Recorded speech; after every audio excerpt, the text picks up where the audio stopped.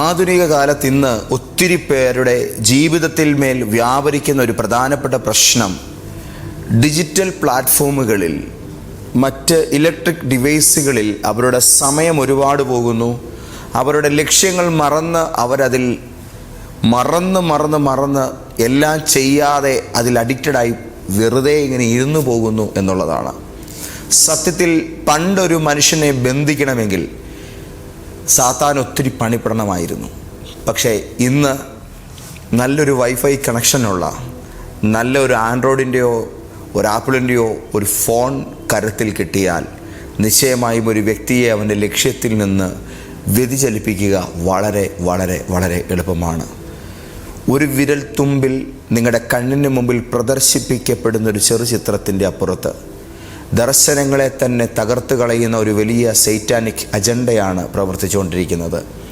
ഈ ഡിജിറ്റൽ ശ്രദ്ധ തിരിച്ചുവിടലുകളുടെ കാലഘട്ടത്തിൽ നമ്മളുടെ കുടുംബത്തിൻ്റെ ദൈവിക വിധിയെ വീണ്ടെടുക്കുവാനുള്ളൊരു നിയോഗം ഓരോ മാതാവിനും പിതാവിനും ഉണ്ട്. ഇന്നത്തെ ദൈവാലോചന ഒരു തകർച്ചയുടെ വക്കിൽ നിന്നും ഒരു തലമുറകളെ തിരിച്ചുപിടിക്കുവാനും ഒരു ദൈവ നിയോഗത്തിലേക്ക് ഭാവനങ്ങളെ പൂർണ്ണമാംവിധം പുനഃസ്ഥാപിക്കുവാനുമുള്ള പരിശുദ്ധാത്മാവിൻ്റെ ശക്തമേറിയ ഒരാഹ്വാനമാണ്. നിങ്ങളിതിനോട് വളരെ ജാഗ്രതയോടുകൂടെ റെസ്പോണ്ട് ചെയ്യണം. വളരെ ശക്തിയോടുകൂടെ പ്രാർത്ഥിക്കുവാൻ, ദൈവസന്നിധിയിൽ മുട്ടുമടക്കുവാൻ കയറി വരണം. എല്ലാവർക്കും ഇന്നത്തെ പ്രവചന ദൂതിലേക്ക് യേശുവിൻ നാമത്തിൽ സന്തോഷത്തോടെ സ്നേഹവന്ദനം. വിശുദ്ധ തിരുവെഴുത്ത് നാം പരിശോധിക്കുമ്പോൾ നിലപാടുകൾ കൊണ്ട് ദൈവസന്നിധിയിൽ ശ്രദ്ധ ആകർഷിച്ചൊരു മനുഷ്യനാണ് യോശുവ. യോശുവയുടെ പുസ്തകം 24-ാം അധ്യായത്തിൻ്റെ 15-ാമത്തെ വചനം നമുക്കെല്ലാവർക്കും ബൈഹാർട്ടാണ്. അദ്ദേഹം പറഞ്ഞൊരു വാക്കുണ്ട്, ഞാനും എൻ്റെ കുടുംബവുമോ ഞങ്ങൾ യഹോവയെ സേവിക്കും. പ്രിയപ്പെട്ടവരെ, നമ്മളുടെ തലമുറകളെ ഈ കാലഘട്ടത്തിൽ ദുഷ്ടൻ ശക്തമായി തൻ്റെ പദ്ധതികൾക്കകത്തേക്ക് വലിച്ചഴിച്ചുകൊണ്ട് പോകുന്നത് പെട്ടെന്നല്ല. സാത്താൻ നിങ്ങളുടെ കുട്ടിയെ ഉടനെ നശിപ്പിക്കുകയില്ല. ആദ്യം അവൻ്റെ ശ്രദ്ധയെ മോഷ്ടിക്കും, അങ്ങനെ അവൻ്റെ സമയത്തെ മോഷ്ടിക്കും, പിന്നെ അവരുടെ ദർശനത്തെ മോഷ്ടിക്കും, പിന്നെ അവരുടെ ഏകാഗ്രത മോഷ്ടിക്കും, പിന്നീട് അവൻ്റെ വിധിയെ മോഷ്ടിക്കും. കാരണം ശത്രുവിനറിയാം, ദൈവം ഒരു തലമുറയിൽ നിക്ഷേപിച്ചിരിക്കുന്ന വിധി നശിപ്പിക്കണമെങ്കിൽ ആദ്യം അവരുടെ ശ്രദ്ധയെ തന്നെ തകർക്കേണ്ടതായിട്ടുണ്ട്.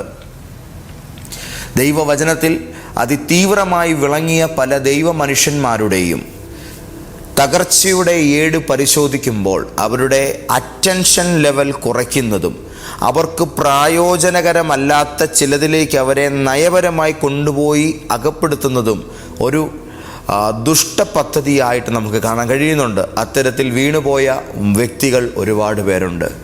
അതുകൊണ്ട് തന്നെ അനോയിൻറ്റിങ്ങിനോട് കൂടെ ഏറ്റവും ഇമ്പോർട്ടൻ്റ് ആയിട്ട് നിൽക്കുന്ന ശീലം എന്താണെന്ന് ചോദിച്ചാൽ, അഭിഷേകത്തോളം പ്രാധാന്യത അർഹിക്കുന്ന ഒരു മനുഷ്യൻ്റെ ജീവിതത്തിലെ അഭിഷേകത്തോളം പ്രാധാന്യം അർഹിക്കുന്ന അടുത്ത കാര്യം എന്തെന്ന് ചോദിച്ചാൽ അത് ശ്രദ്ധ എന്ന് ഞാൻ ഉത്തരം പറയും.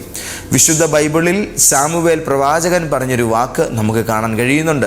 സാമുവേൽ പറഞ്ഞു, യഹോവയുടെ കൽപ്പന അനുസരിക്കുന്നത് പോലെ അത് ഹോമയാഗങ്ങളും ഹനനയാഗങ്ങളും യഹോവയ്ക്ക് പ്രസാദമാകുമോ എന്നൊരു ചോദ്യം അദ്ദേഹം ചോദിക്കുന്നുണ്ട്.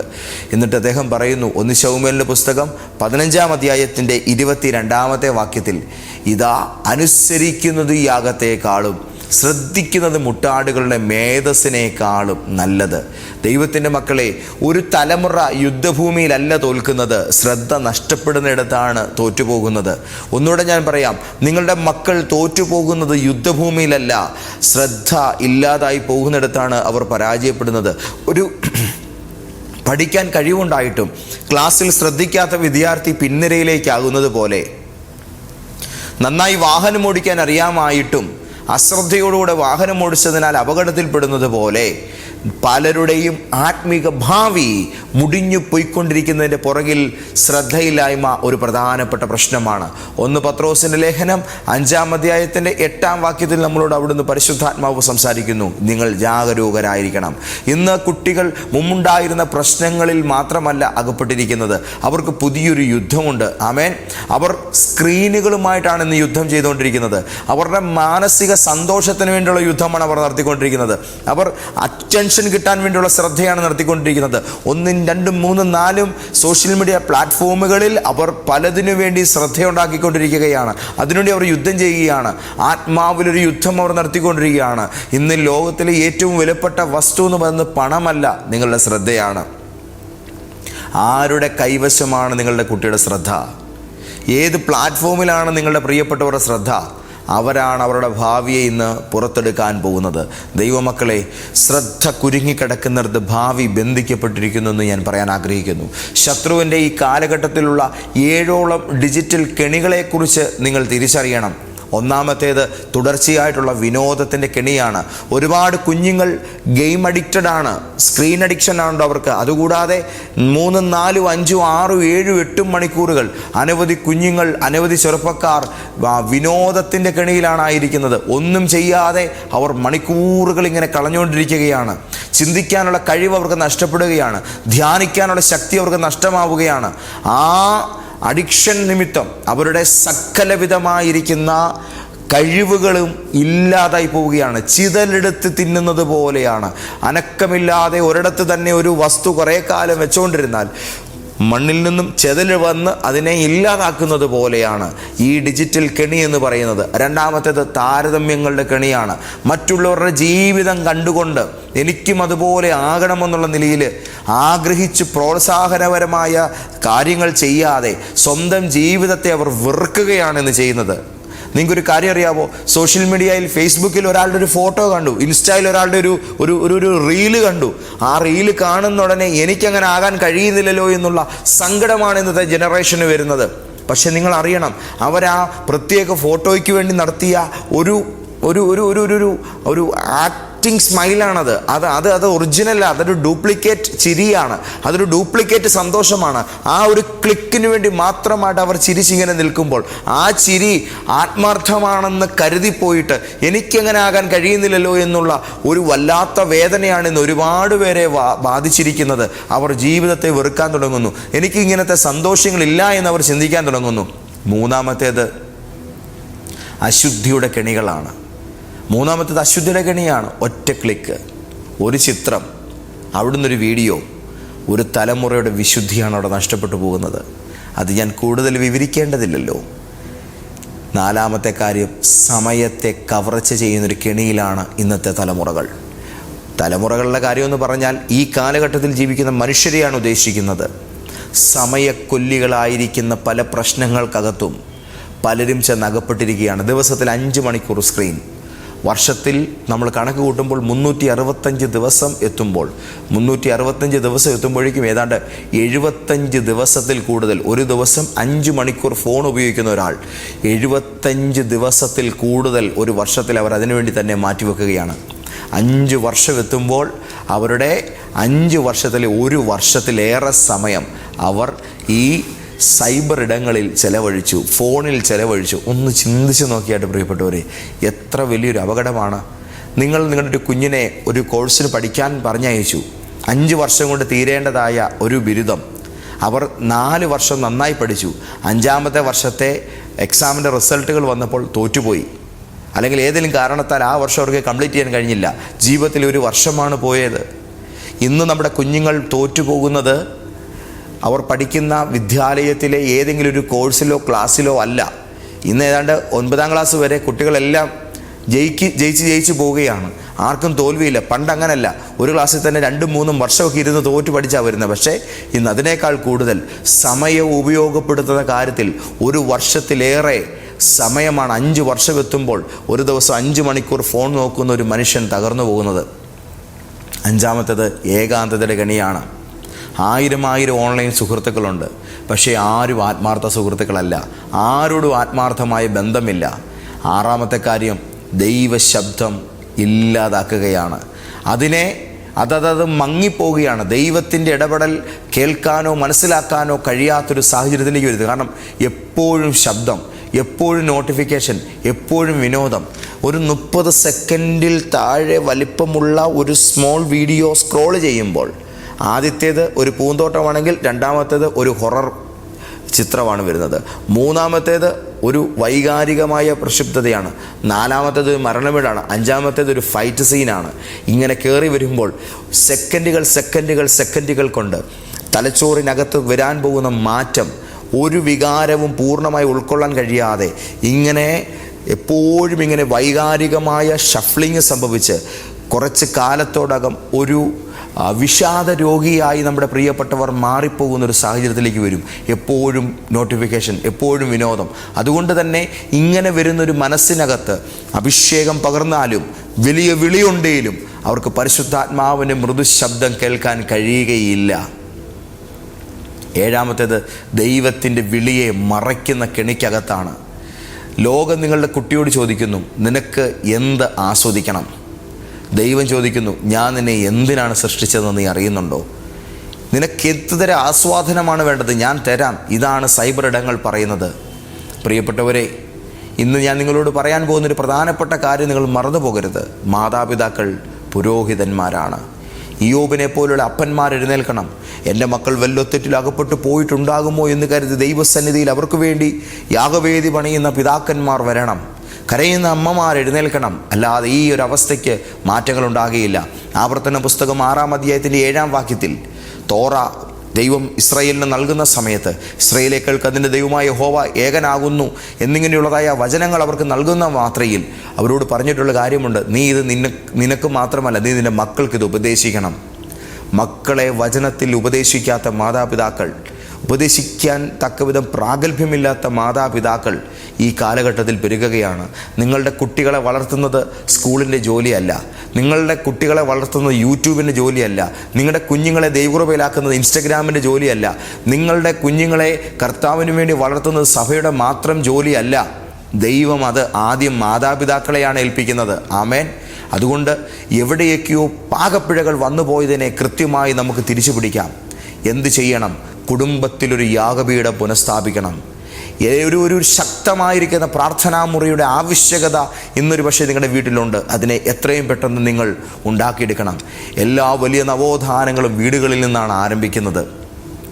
ഒരു ദിവസം ഒരു 10 മിനിറ്റ്, ഒരു 5 മിനിറ്റ് വചനം വായിക്കുവാൻ, ഒരു 3 മിനിറ്റ് കുഞ്ഞുങ്ങളെ കൊണ്ട് പ്രാർത്ഥിപ്പിക്കുവാൻ, ഒരു 2-3 മിനിറ്റ് അവരുടെ തലയിൽ കരം വെച്ച് അവർക്ക് വേണ്ടി അനുഗ്രഹങ്ങൾ നൽകുവാൻ, അവരെ കൊണ്ട് ദൈവവചനത്തിലെ ചില വചനങ്ങൾ പ്രഖ്യാപിക്കുവാൻ നിങ്ങൾക്ക് കഴിയണം. നിങ്ങളതിനെ ചെറുതായി കാണും.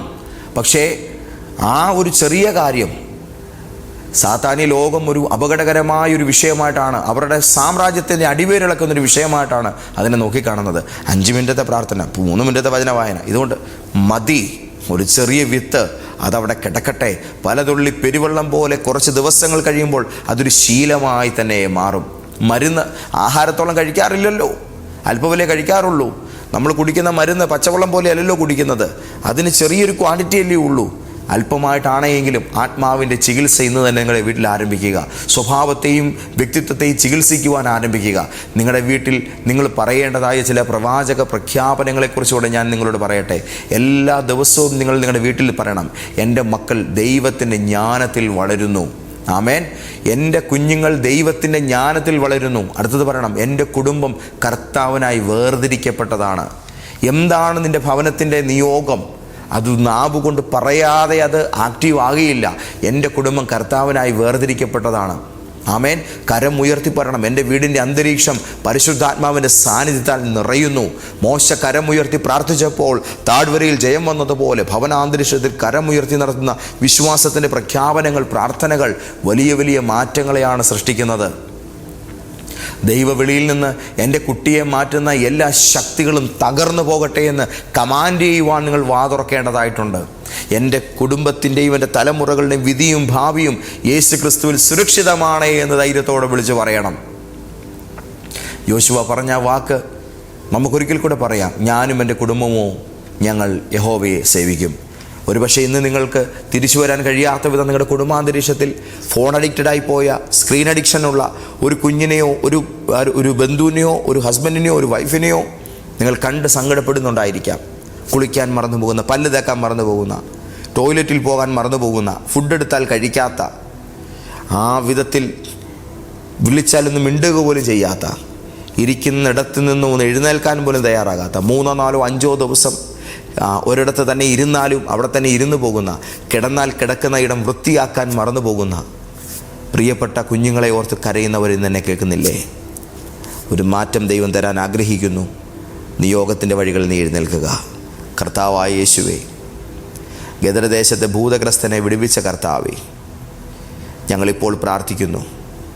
കുടുംബങ്ങൾക്കകത്ത് അശ്രദ്ധയുടെ വിടവുകളെ സൃഷ്ടിച്ച് സ്ക്രീൻ ടൈമുകൾക്കകത്ത് കടന്നു കയറി അവരുടെ കണ്ണിൽ കൂടുതൽ കൂടുതൽ ഇമ്പകരമായത് പകർന്ന് അവരെ കൂടുതൽ കൂടുതൽ അതിൻ്റെ കൗതുകങ്ങളിൽ ബന്ധിച്ച് ദർശനവും അഭിഷേകവും ദൈവവിളിയുമില്ലാത്ത കുഞ്ഞുങ്ങളെ ഹല്ലേലൂയ സൃഷ്ടിക്കുക എന്നുള്ള ഉദ്ദേശത്തോടുകൂടെ ദൈവത്തിൻ്റെ പദ്ധതിയിൽ വിളിക്കപ്പെട്ടവരെ അട്ടിമറിക്കുന്ന ഒരു വലിയ പൈശാചിക പ്രപഞ്ചം ഇവിടെ വ്യാപരിക്കുന്നു.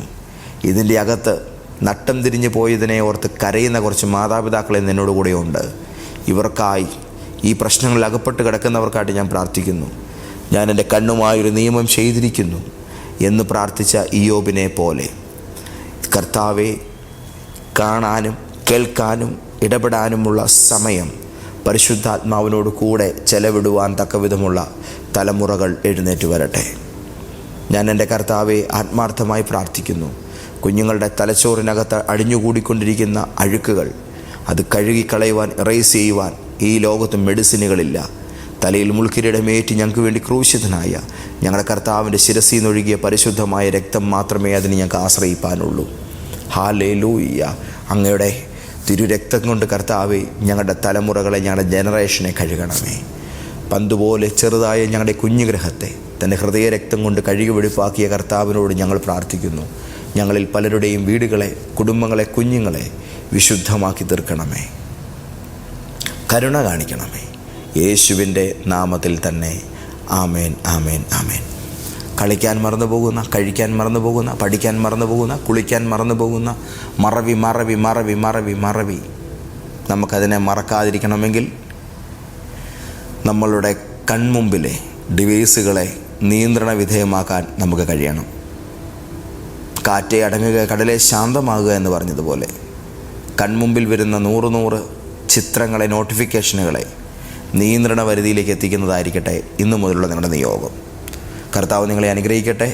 ലൈഫ് ചേഞ്ച് പ്രോഫറ്റിക് ചർച്ച് നിങ്ങൾക്ക് സ്നേഹവന്ദനങ്ങളെ പറയുന്നു. കോട്ടയത്തുള്ള നമ്മുടെ ആത്മീക ആരാധനകൾ എല്ലാ ഞായറാഴ്ചയും വെള്ളിയാഴ്ചയും, എല്ലാ മാസത്തെയും അവസാനത്തെ വെള്ളി, ശനി, ഞായർ ദിവസങ്ങളിലും കോട്ടയത്തെ ലോഗോസ് ജംഗ്ഷനിലുള്ള മന്നാകുളത്തിൽ ബിൽഡിങ്ങിൽ വെച്ച് നടക്കുന്നു. ഞാൻ നിങ്ങളെ സാദരം ക്ഷണിക്കുന്നു. കർത്താവ് നിങ്ങളെ അനുഗ്രഹിക്കുമാറാകട്ടെ. ആമേൻ.